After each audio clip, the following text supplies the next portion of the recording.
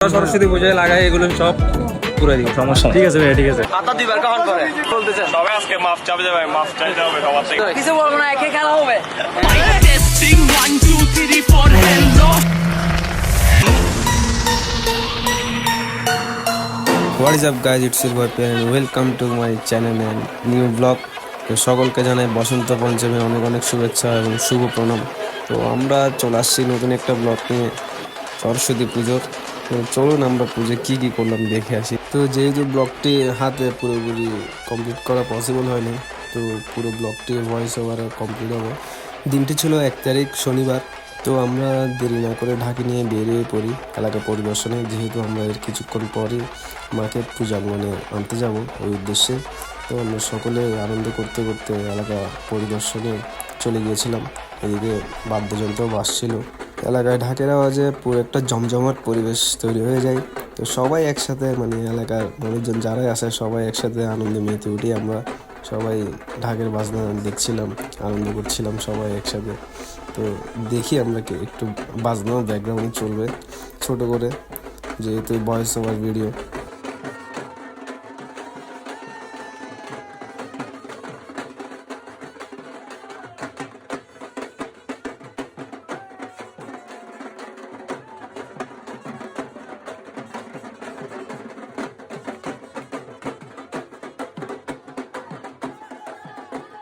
এলাকার ছোট বড় সবাই মিলে অনেক আনন্দ করি, আনন্দে মেতে উঠি।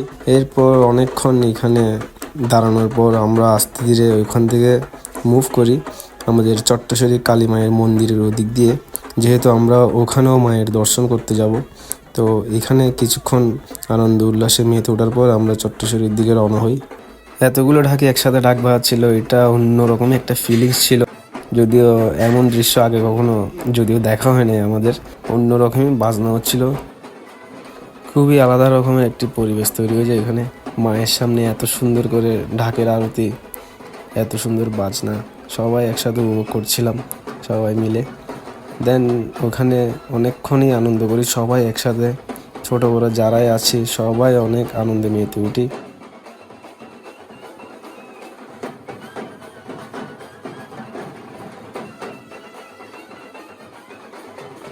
তাদের এক একটি ঢাকের আওয়াজ যেন গায়ের লোম দাঁড়িয়ে যাচ্ছিল, এমন সৌন্দর্য মানে বলে বোঝানোর মতো ছিল না, অনেক অপরূপ দৃশ্য। তো অনেক সুন্দর বাজনা হচ্ছিল মায়ের সামনে, অনেকক্ষণ ছিলাম আমরা সবাই ওখানে। তো এরা তো আলাদাই বিষয়, জয় জিতু সৈকত এরা তো অন্য লেভেলেই চলে গেছিলো, দেখেই বুঝতে পারছেন। তো আমরা অনেকটা সময় এখানে পার করে ফেলি, যার কারণে আমরা খুব শীঘ্রই মাকে আনতে যাবো এই উদ্দেশ্যে রওনা দিই। ভিডিওর অনেক ক্লিপে লাইট কোয়ালিটি ভালো ছিল না, যার কারণে কিছু কিছু ফুটেজ এরকম গ্লিচ ছিল, তো ওটার জন্য আন্তরিকভাবে দুঃখিত। তো আমরা মাকে নিয়ে বের হয়ে পড়ি। এর মাঝে আমরা একটু দাঁড়াই, আমাদের সবার প্রিয় প্রতিমা শিল্পালয় শ্রী উত্তম বালনার সাথে একটা ছবিতে বন্দী হই। এরপর পরেই আমরা মাকে নিয়ে রওনা দিই, যেহেতু অনেকটা রাত হয়ে যাচ্ছিল, সবাই বরণের অপেক্ষায় ছিল। সবাই সতর্কতার সাথে মাকে গাড়িতে তুলছিল আস্তে ধীরে। সবাই মাকে গাড়িতে উঠানোর পর সবাই গাড়িতে উঠে আমরা খুব শীঘ্রই গাড়ি নিয়ে রওনা দিই। এরপরই আমরা এলাকায় চলে আসি। প্রতিমা গাড়ি থেকে আমরা ভ্যানে তুলি, যেহেতু আমরা গলি দিয়ে ঘুরে যাব ওই উদ্দেশ্যে গাড়ি থেকে ভ্যানে নিয়ে আমরা গলির দিকে রওনা দিই। যেহেতু আমাদের গলিটা অনেক ছোট, তো অনেক ভিড় হয়ে যায় আর অনেক মানুষই জমে যায় ওখানে। তো আমরা আস্তে ধীরে সবাই একসাথে গলির দিকে রওনা হয়ে আমাদের বাজনা নিয়ে।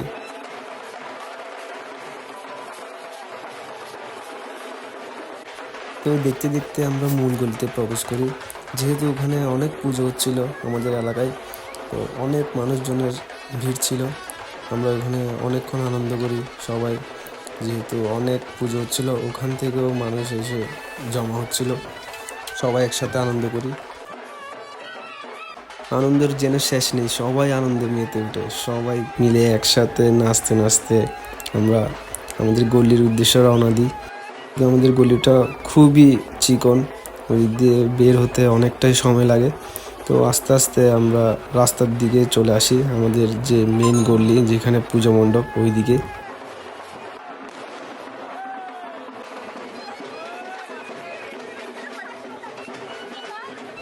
এদিকে মাকে বরণ করবে বলে এরা অনেকক্ষণই দাঁড়িয়ে থাকেন। ওর মায়ের অপরূপ দর্শন দিকে তাদের মুখে যেন এক ঝলক হাসি ফুটে ওঠে।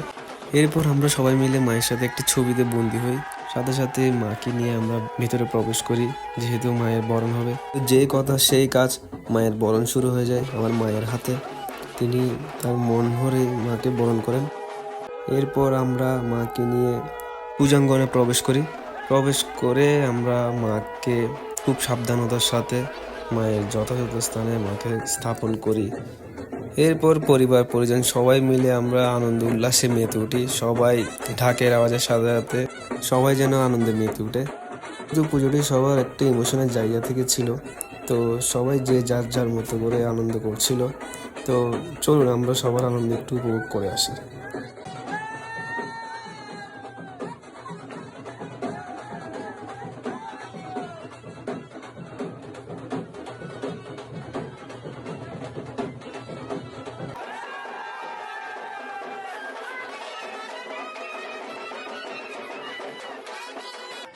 এরপর পরই মায়ের সাথে সবাই ছবি তুলে দিনটা ওইখানে শেষ হয়। তো এরপর দিন আমাদের আবার অধিবাস অনুষ্ঠান ছিল। চলুন আমরা অধিবাস অনুষ্ঠানের সাথে আরতি উপভোগ করি।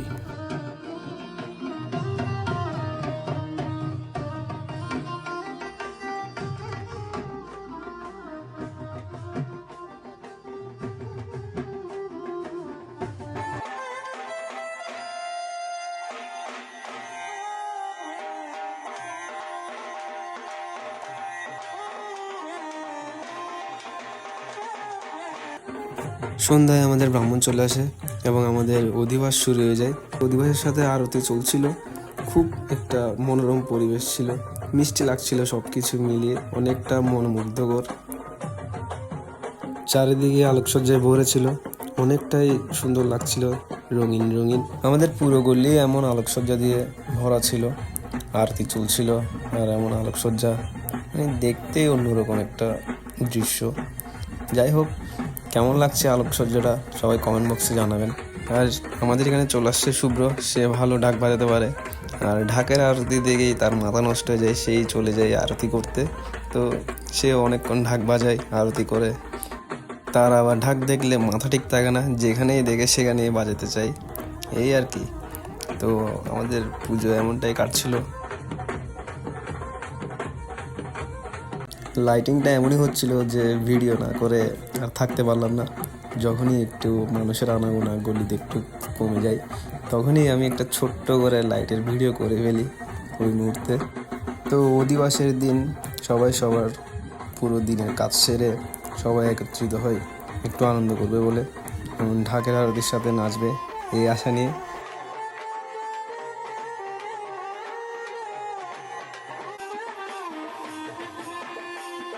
অলরেডি হৃদয় এসে সবার সাথে নাচ শুরু করে দেয়। সবাই একসাথে এবার নাচে মগ্ন হয়ে যায়। এতক্ষণ রোড মানুষজনের জন্য ভর্তি ছিল, এখন সবাই নাচে মগ্ন। নাচের কারণে এখন রোডঘাট পুরো জ্যাম। আমাদের গলির মধ্যে সবাই মিলে একসাথে জড়ো হয়ে নাচানাচি শুরু করে দিই। তো আমাদের সাথে আমাদের যে সততা জুনিয়র বয়েজ ক্লাব পরিবারটি আছে সবাই চলে আসে।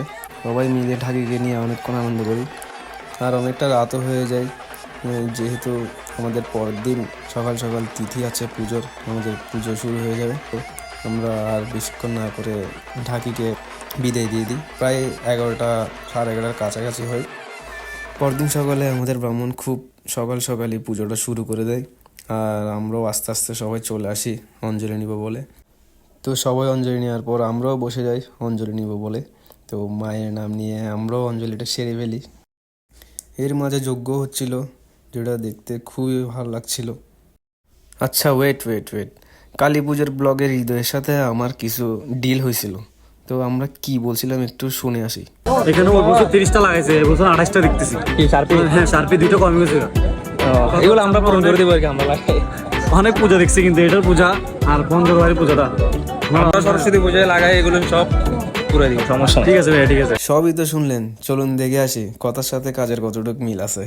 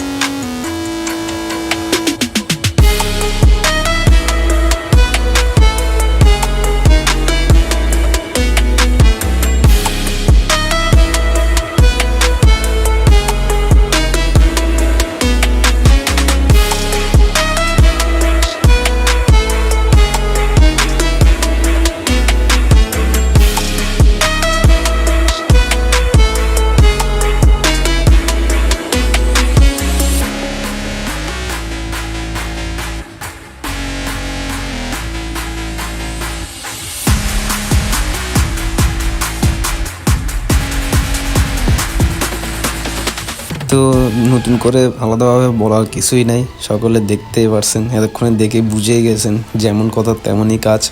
তো কথা ছিল ওইখানে 28টার কথা বলছে 30টা লাগানোর, যদি আমরা 60টা লাগানোর ট্রাই করছি, 60টা লাগাই ফেলছি। তো অনেক ভিড় ছিল আমাদের পূজাঙ্গনে, পুরো দিন সন্ধ্যার পর থেকে অনেক ক্রাউড, অনেক বলতে এগুলো আমরা কখনো চিন্তাও করি নাই এমন ক্রাউড হবে। প্লেস অনুযায়ী আমাদের অনেক মানুষজন হয়ে যায়, যেটা ছিল আমাদের জন্য আনএক্সপেক্টেড পুরাই। তো সবাই মিলে আমরা পুজো দেখার জন্য যারা আসছিলো ওদেরকে পুজো দেখার ব্যবস্থা করে দেওয়ার ট্রাই করছিলাম সবাই মিলে। তো এইভাবে আমাদের সন্ধ্যার পর থেকে অনেক মানুষ জমে যায়, তো ওইটা কন্ট্রোল করতে থাকি। দেন আমরা আস্তে ধীরে একটু আনন্দ করতে যাই। আনন্দের মুহূর্তে আমাদের সাথে এলাকার ছোট ভাই বড় ভাই যারা আছে, বড় ছোট বড় দাদারা ছোট ভাইয়েরা সবাই মিলে সংযুক্ত হয়। আমরা সবাই মিলে একসাথে আনন্দ করি, অনেক নাচ গান হয় অনেক রাত পর্যন্ত। আমরা ওই দিন অনেকটাই এনজয় করি। এইদিকে তো হৃদয় ভাইয়ের নাচ অলরেডি শুরু হয়ে যায়, বলতে না বলতেই আমাদের হৃদয় ভাই শুরু করার সাথে সাথেই দেখতেন ছোটো ভাইয়েরা সবাই চলে আসছে, সাথে আদিলও আসবে। আদিলের নাচও অনেকক্ষণ এনজয় করলাম আমরা সবাই। তখনই ক্রিয়েট হয়ে যায় আদিল আর হৃদয়ের একটা আলাদা জড়ি, তারা তো অন্য লেভেলেরই একটা নাচ শুরু করে দেয়। দেখতে দেখতে কি আর বলবো, উড়াধুরা নাচ। এখন হৃদয় ভাই আর আদিল হয়তো নাচতে পুরো ফাড়া ফেলছে। দেন ওখানে অনেক মানুষের জড়ো হতে থাকে, আমাদের কিছু গেস্টও ছিল। তারপর সবাই আমাদের পরিবার, শতত জুনিয়র বয়েজ ক্লাবের পরিবার, ইভেন এলাকার যারা ভাই ব্রাদার ছিল সবাই একসাথে চলে আসে। আমরা আনন্দ শুরু করে দিই, গানও চলছিল উড়াধুরা, সবাই নাচছিল উড়াধুরা, সবাই মানে আত্মহারা এমন একটা অবস্থা, মানে ভাষা দিয়ে বলে বোঝানোর মতো কিছুই না এখানে। সবাই বড় থেকে ছোট মানে উন্মাদ হয়ে নাচছিল, সবাই নাচতে তো মানে পুরো ফাড়াই ফেলছে, দেখতেই পাচ্ছেন। একটু পর আমাদের সদস্যবৃন্দ যারা আছে সবাইকেই দেখবেন, সবাই সবার মনের মর্জি মতো আনন্দ করছিল এইদিকে। আর আমাদের তো ডিজে আছেই, উনি তো সবাইকে মানে কি আর বলবো, গানের মধ্যে সবাইকে আলাদা একটা থ্রিল দিচ্ছিল। আর এদিকে বলতে না বলতে আমাদের বিজয় ভাই চলে আসে। বিজয়ের নাচ নিয়ে তো কোনো কম্প্রোমাইজ হবে না, কোনো কথাই হবে না, এমন নাচ পুরো ফাটাই দিচ্ছিল। আর এদিকে শুভ্রও চলে আসে। শুভ্র আসছে মাত্র এখানে সবার সাথেই মানে ছাগলামো শুরু করে দেয়। ও যেখানেই থাকবে এখানে তো পাগলামি চলবেই। আর এখন দেখুন শুভ্র কি করে, ও কি করতে যাচ্ছিল নিজেই বুঝতে পারতেছে না, মানে পুরোই আনএক্সপেক্টেড লেভেলের, আনএক্সপেক্টেড টাইমিং, ওইরকমভাবে ও করতেছিল সব কিছু। আস্তে আস্তে আমাদের ছেলেরা যারা আছে সবার হাতের কাজ শেষ করে তারপরে আসছিল, যার কারণে একটু সবার আসতে টাইম লাগছিল। আস্তে আস্তে যদিও সবাই চলে আসে, এর মধ্যে তো যারা ছিল, যারাই দেখছেন ওরা তো এখানে উড়াই ফেলতেছিল, আনন্দ করছিল এমন লেভেলের। আমাদের বাইরের গেস্টও ছিল, সবাই মিলে ভরপুর আনন্দ হচ্ছিল। দেন আমিও ছিলাম, সবার সাথে আনন্দ করছিলাম। আর এদিকে সব কিছু কন্ট্রোলিংয়ে ছিলাম, আনন্দ করতে করতে আমার নাচ তো দেখতেই পাচ্ছেন। এখন সবার অবস্থা দেখেন একটু।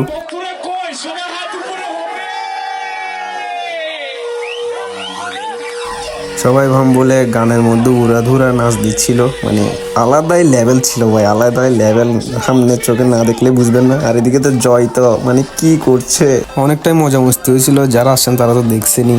দেন আমাদের 5 তারিখ ছিল বিসর্জনের পর্ব, যার কারণে আমরা গাড়িটাকে রেডি করছিলাম, যেহেতু আমরা প্রতিমা বিসর্জনে যাব গাড়ি নিয়ে, ওই জন্য গাড়িটাকেও সুন্দর করে সাজানো হয়েছিল। পূজা করে কেমন ফিল করতেছেন?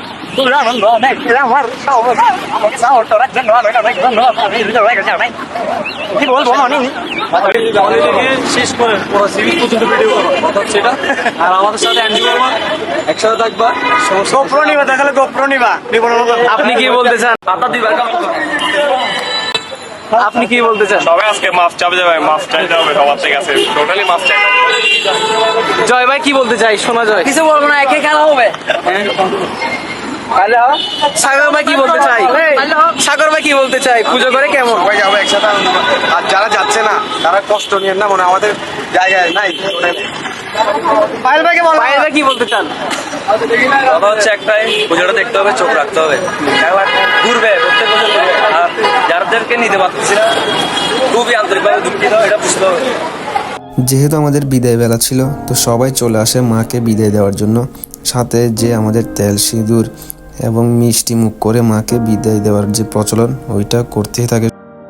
আমরা অলরেডি অনেকটাই লেট হয়ে যায়। তো আমরা এদিকে আর সময় নষ্ট না করে মাকে গাড়িতে তোলার উদ্দেশ্যে রওনা দিই, মাকে নিয়ে বের হই। এর মাঝে আমরা পরিবার নিয়ে কিছু ছবি তুলি, আবারও রওনা দিই। দেন আমরা সবাই মিলে মাকে আস্তে ধীরে গাড়িতে তুলি, সবাই আস্তে ধীরে গাড়িতে উঠতে থাকে। পরন্ত বিকেল, সূর্য ডুবে যাচ্ছিল, ওয়েদার তো জোশ লাগছিল তখন, আকাশটা দেখতে অনেক অসাম লাগছিল। তো ওখান থেকে সবকিছু সেটিং করে আমাদের বের হতে হতে প্রায় আমাদের 6টার মতো বেজে যায়। সমুদ্র পাড়ে যেতে যেতে প্রায় সন্ধ্যায় হয়ে যায়। মায়ের বিসর্জন পর্বে এসে সবাই একটু বেশি ইমোশনাল হয়ে যায়, সবাই কান্নাকাটি শুরু করে দেয়। আর অনেকটা সময় এখানে পার হয়ে যায়, যেহেতু অনেকটা রাতই হয়ে যাচ্ছিল। তো আমরা আর দেরি না করে মাকে নিয়ে রওনা দিলাম, যেহেতু আমাদের বিসর্জনটাও দিতে হবে। আমরা সবাই বিসর্জনের মাধ্যমে মাকে বিদায় জানাই। তো আজকের ব্লগটা ছিল এতটুকুই। দেখা হবে নতুন কোনো ব্লগে, নতুন কোনোভাবে, আবার নতুন কোনো ভিডিও নিয়ে। নমস্কার।